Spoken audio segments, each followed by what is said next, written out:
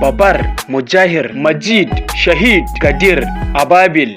Wannan da ma wasu nau'in makaman suna ɗaya daga cikin wanda suka taka rawa a cikin wannan yaƙi da aka gwabza, wanda yanzu aka ɗan tsakaita wuta. A nan ga wasu jerin manya kuma tsabibin makaman da ƙasar Iran ke amfani da su. Kashi na biyu, duniyar fikira. Please ku follow ku liking. Number 1, Babar 373. Wannan wani tsarin kariyar sararin samaniya ne, wato air defense system. Kuma wannan makami ya kasance long range ne, wato makami ne mai cin dogon zango. Wannan makami ƙasar Iran ta kera shi ne domin harbo jiragen yaƙi, harbo drones, cruise missiles, harbo jiragen leƙen asiri da kuma harbo wasu makamai masu linzami daga nesa. Ƙasar Iran ta kirkiri wannan makami ne a madadin air defense system na ƙasar Rasha, wato S-300, bayan ta fara samun matsalolin takunkumai da ƙasashen waje. Kuma wannan makami an bayyana shi ne a hukumance a shekarar 2019, kuma ya kasance na amfani da makamai masu linzami irin Sayyad 4 tare da amfani da na'urar rada mai matuƙar ƙarfin gaske wanda take iya gano makamai tare da bibiyar su daga tazara mai matuƙar nisa. Ƙasar Iran ta ce wannan makami yana iya kai hari ga manufofi da dama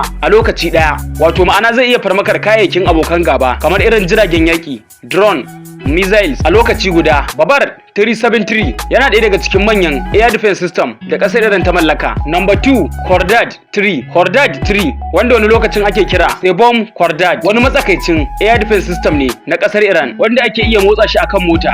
An kera shi ne kadai domin ganowa da harbo jiragen yaƙi, missiles, cruise missiles, drone da wasu makaman da za a iya harbuwa ta iska. Ya fara shahara sosai ne a duniya a shekarar 2019 lokacin da ƙasar Iran ta sanar da amfani da shi wajen halbo jirgin yaƙin Amurka na leƙen asiri, wato RQ-4 Global Hawk. A lokacin wannan makami ya ɗauki hankalin duniya sosai, kuma ya kasance yana amfani da rada mai matuƙar ƙarfin gaske. Wannan tsarin makami ya kasance yana bibiyar manufa fiye da ɗaya. Ya kasance yana yin tafiya kilomita 50 zuwa 75 kafin ya riski target nashi. Wannan makami ya kasance yana cikin manyan garkuwar iska da ƙasar Iran ki dogaro da shi. Number 3, Majid Air Defense System. Majid Air Defense System ya kasance wani ƙaramin tsarin kariyar sararin samaniya ne na Iran mai cin gajeren zango, wato Short Range Air Defense System, wanda aka kera domin kare ƙananan wurare kamar sansanin soja daga hare-haren drones, jiragen sama masu saukar ungulu da kuma cruise missiles. Majid Air Defense System, wanda a wani lokaci kuma ana kiransa da AD-08 Majid. Tsarin ya kasance ana tafiya da shi ne ko ina ake so akan mota. Ya kasance yana ɗaukar makamai masu linzami ne guda 4 da kuma na'urar gano hari ta electro-optical. Wannan makami ya kasance yana da wahalar ganowa. Ya kasance yana da mugun hatsari musamman wurin harbo helicopter. Number 4, Mujahir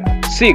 Mujahir 6 ya kasance wani jirgin yaƙi mara matuƙi ne wanda an kera shi ne kadai domin leƙen asiri, sa ido da kuma kai hare-hare kan manufofin abokan gaba. Kamfanin Kudus Aviation ne ya kera shi, kuma an fara bayyana shi a shekarar 2016. Ya fara yin suna tare da ɗaukar hankalin manyan ƙasashen duniya a shekarar 2018 bayan ganin tasirinsa musamman a bangaren leƙen asiri. Ya kasance yana iya ɗaukar makamai masu linzami ko kuma bomb masu linzami, wato guided bomb. Mujahir 6 ya kasance yana iya shawagin awa 12 saman iska kafin ya sauko ƙasa. Wani lokacin ana amfani da shi wajen gano target, kai farmaki sansanin soja, motocin yaƙi ko kuma sauran muhimman wurare. Mujahir 6 ya shahara ne musamman yadda yake iya leƙen asiri da kuma aikin kai hari a lokaci guda. Wannan jirgi an gan shi a wasu rikice-rikice daban-daban a gabas ta tsakiya. Mu haɗa fatiri domin ƙara sanin hatsabibai kuma ga wurtaccen makaman da ƙasar Iran ta mallaka. Fatan za ku yi follow ku yi liking. Mu haɗa bidiyo na gaba.